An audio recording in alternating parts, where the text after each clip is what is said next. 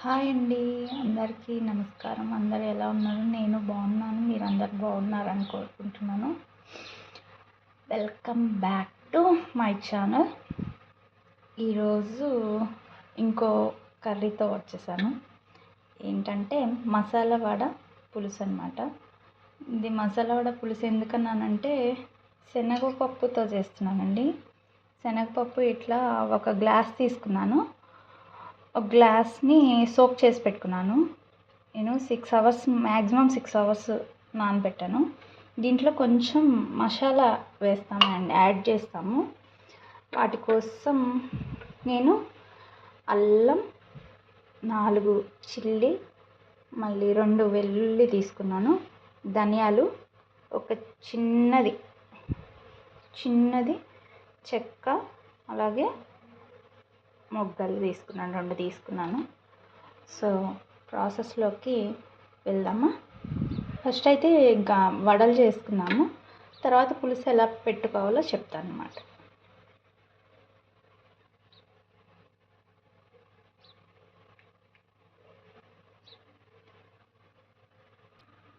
First అయితే ఇవి మిక్సీకి వేసేసుకుందామండి. ఇవన్నీ ఇంగ్రీడియంట్స్ చెప్పాను కదా, ఏవైతే ఉన్నాయో ఈ మసాలాలన్నీ వేసేసుకున్నాము ఇలాగా.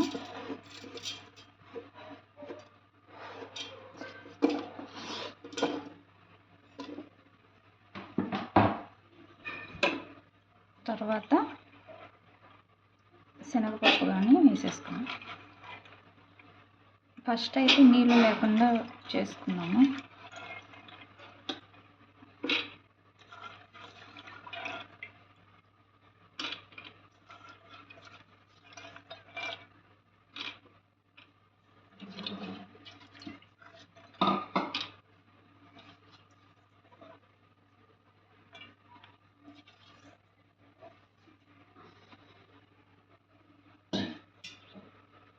ఇందులో ఇప్పుడు సాల్ట్ వేసుకుందాం.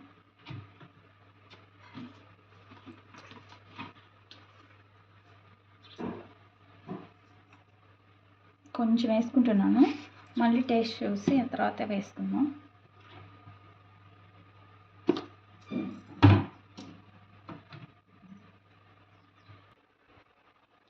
నేను ఇలాగైతే మిక్సీకి వేసుకున్నానంటే కొంచెం ఇట్లా తిక్కుగానే ఉండాలి. వాటర్ అయితే అసలు కొంచెం కూడా వేసుకోలేదు. హాఫ్ ఆనియన్ వేసుకున్నాను దీంట్లోకి.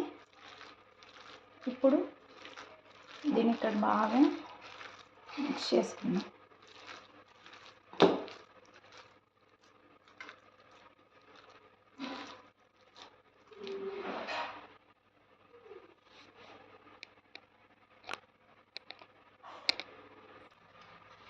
ఆయిల్ డీప్ ఫ్రై అయింది. డీప్ ఫ్రై అయిన తర్వాత తిప్పుకున్నాను. ఇప్పుడు చిన్నవి బౌల్స్ లాగా చేసుకున్నాం.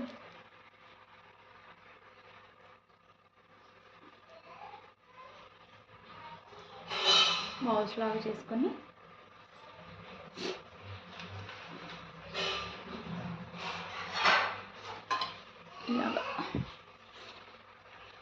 ఇలా ప్రెస్ చేస్తే చిన్నగా ఇలా వేసుకోవాలి.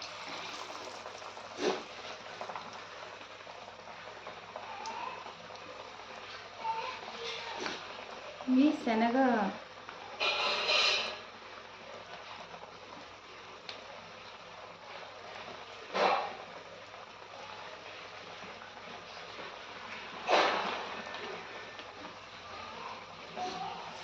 ఊరికేనే బాయిల్ అయిపోతాయండి డీప్ ఫ్రైలో. కాబట్టి మనం చిన్న లో ఫ్లేమ్లో పెట్టుకొని బాయిల్ చేసుకోవాలి.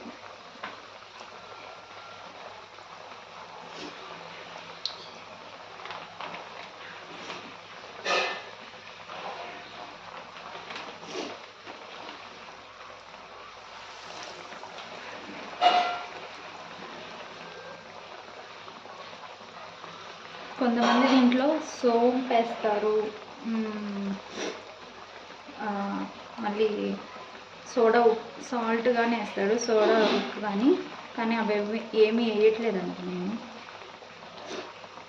న్యాచురల్గానే చేస్తున్నాను. ఇట్లా చేస్తేనే టేస్ట్ ఉంటుంది బాగా, పులుసు కాబట్టి.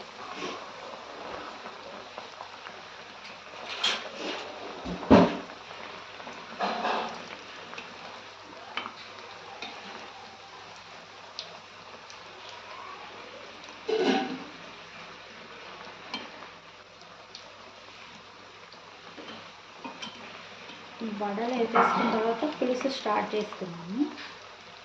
అప్పటికి కొంచెం ఇది చల్లబడతాయి కదా, అప్పుడు చల్లబడిన తర్వాత వేసుకుంటే కొంచెం బాగుంటుంది.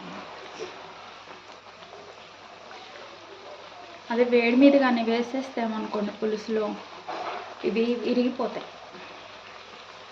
అందుకని చల్లబడ్డాక వేసుకున్నాం. ఇదే విధంగా అన్నీ చేసుకోవాలి ఆ సైజులోనే.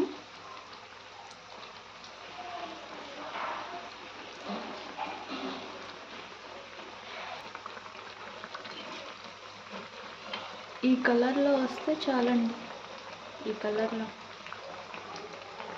గోల్డెన్ బ్రౌన్ కలర్లో వస్తే చాలు. కొంచెం వేగిపోయినట్టే అనమాట. తీసేసుకున్నాం. ఇది అన్నీ అయ్యాక ఇలా వచ్చాయండి గారెలు. ఎంత బాగా వచ్చాయో చూస్తారు కదా. ఇవి ఇప్పుడు పక్కన పెట్టేసుకున్నాం. పులుసు ఎలా చేయాలో చేద్దాం. పులుసుకి కావాల్సిన ఇంగ్రీడియంట్స్ అండి, 2½ ఆనియన్స్ తీసుకున్నాను, ఒక 2 లీవ్స్ కరివేపాకు తీసుకున్నాను, టమాటా ఒక్కటి తీసుకున్నాను, పక్కన ఇది పెట్టేసుకున్నాను. ఆన్ చేసేసాను. ఆన్ చేసుకొని కానీ పెట్టేసుకున్నాను. కొంచెం వేడెక్కాక ఆయిల్ వేసుకున్నాను. ఇందాక డీప్ ఫ్రైలో చేసుకున్న ఆయిలే యూజ్ చేస్తున్నానండి నేను.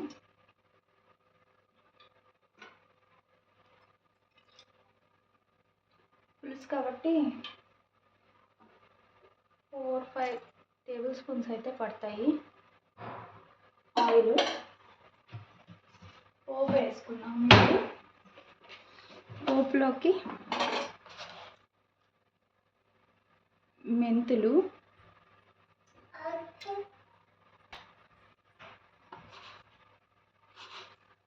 ఆవాలు, జీలకర్ర. మెంతులు కొంచెం టేస్ట్ ఇస్తుందండి, ఏ కూరలోకైనా బాగుంటుంది టేస్ట్, అందుకే తీసుకున్నాను.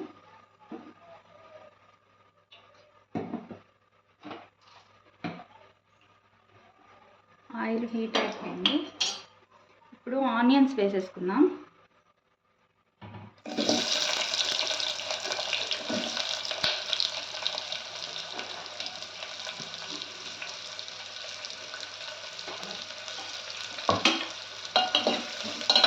దూరగా వేయించుకుందాం కొంచెం బాగా, హై ఫ్లేమ్లో పెట్టి.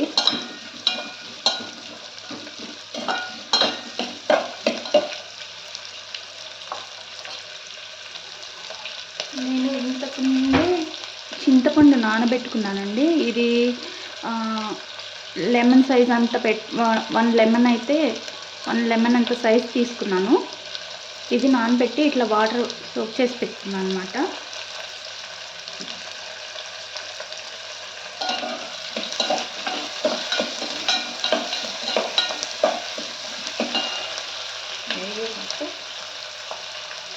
కరివేపాకు కానీ వేసేసుకున్నాం.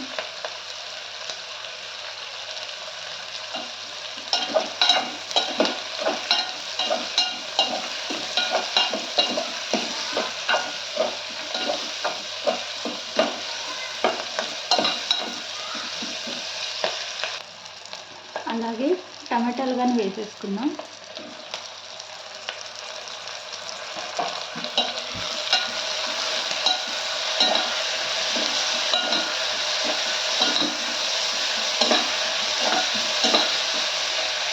ఈ వడలు స్నాక్స్ లాగా కానీ తీసుకోవచ్చండి కావాలంటే. ఒక 2 తింటే హెవీ అయిపోతాయి. ఇట్లా పులుసులోకి కానీ చేసుకుంటే కొంచెం ఎక్కువగానే తీసుకోవచ్చు అనమాట, బాగుంటుంది.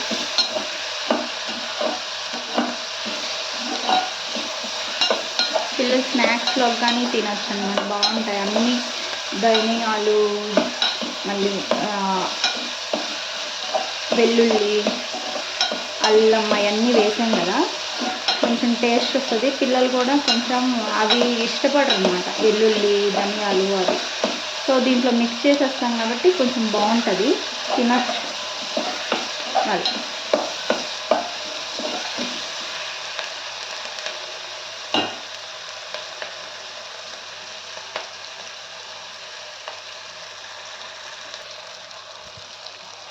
ఇప్పుడైతే పసుపు వేసుకుందాం కొంచెం.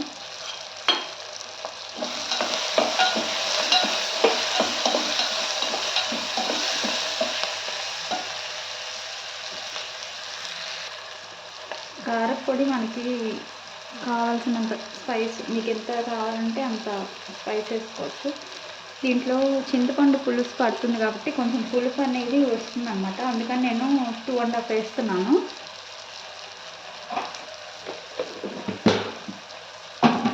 అలాగే గళ్ళుప్పు వేస్తున్నానండి. గళ్ళుప్పు వేసుకుంటే బాగుంటుంది ఎంత కర్రీ. ఏ కర్రీలోకైనా గళ్ళుప్పు వేసుకుంటే టేస్ట్ వస్తుంది సాల్ట్ కంటే బాగా.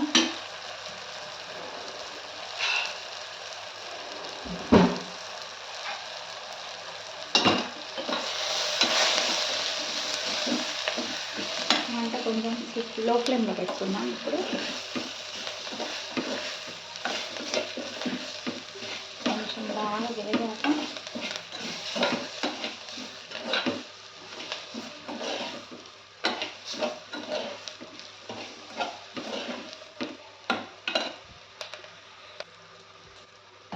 చింతపండు కలుపుతున్నాను. చింతపండు పులుసు వేసేసుకున్నాను దీంట్లో. ఇప్పుడు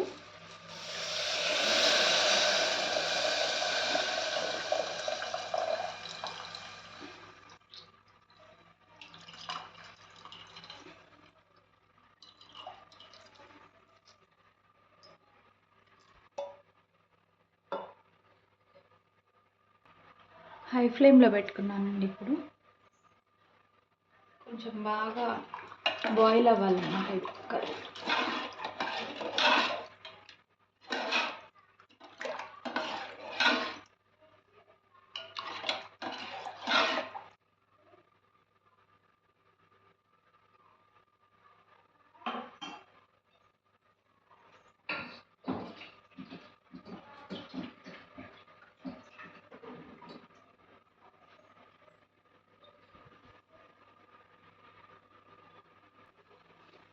ఇలా బాయిల్ అవ్వాలి మేము బాగా, పులుసు అనేది.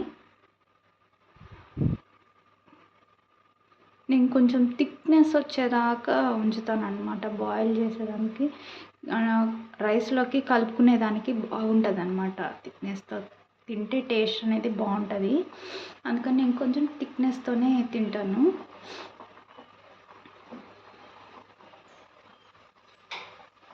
లేదు పులుసుగా కావాలంటే మీకు ఈ క్వాంటిటీలో ఇట్లాగే చేసుకోవచ్చు, కాకపోతే టేస్ట్ అంతగా తెలియదు అనమాట. పులుసులాగా తింటే జారుగా అనిపిస్తుంది, అందుకని కొంచెం థిక్నెస్లో చేస్తే బాగుంటుంది.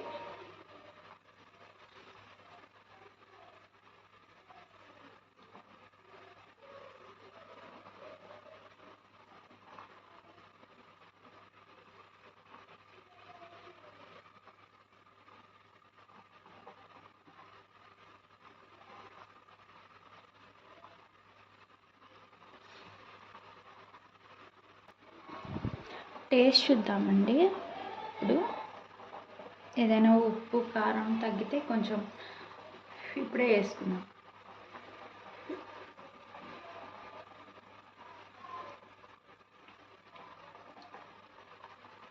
పర్ఫెక్ట్ అండి, బాగా వచ్చింది. టేస్ట్ అయితే బాగుంది, అన్నీ సరిపోయాయి.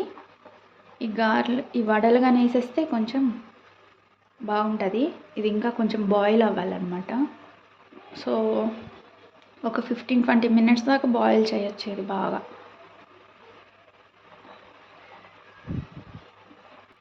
లో ఫ్లేమ్లో పెట్టుకున్నానండి. ఇప్పుడు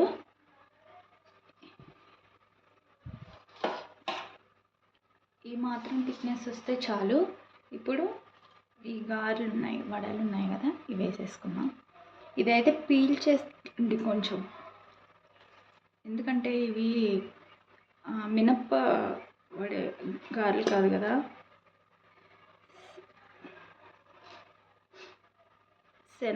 శనగపిండితో కదా. ఇది శనగపిండి లాగే ఉంటుంది అన్నమాట, అందుకని ఇవి పీల్ చేస్తాయి బాగా.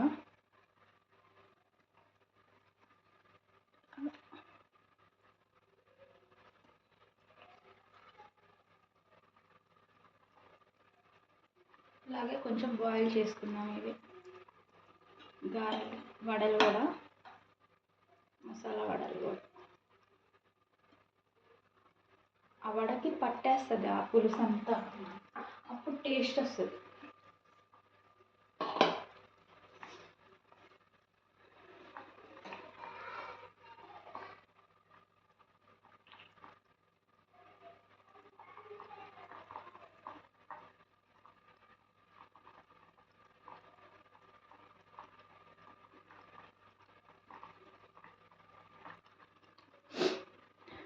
అయిపోయిందండి, బాయిల్ అయిపోయింది. ఇప్పుడు సర్వింగ్ ప్లేట్లోకి తీసేసుకుందాం. చూసారు కదండి, వేడి వేడి మసాలా గారెల పులుసు ఎలా చేసుకోవాలో. సింపుల్ అండి. ఈ వీడియో కనుక మీకు నచ్చినట్టయితే ప్లీజ్ షేర్ చేయండి, లైక్ చేయండి. ప్లీజ్ లైక్ చేయండి, షేర్ చేయండి, అలాగే సబ్స్క్రైబ్ చేసుకోండి. పక్కనే ఉన్న బెల్ ఐకాన్ని కానీ క్లిక్ చేయండి, నా నోటిఫికేషన్స్ వస్తాయి. Okay okay friends, bye. Thank you for watching this channel.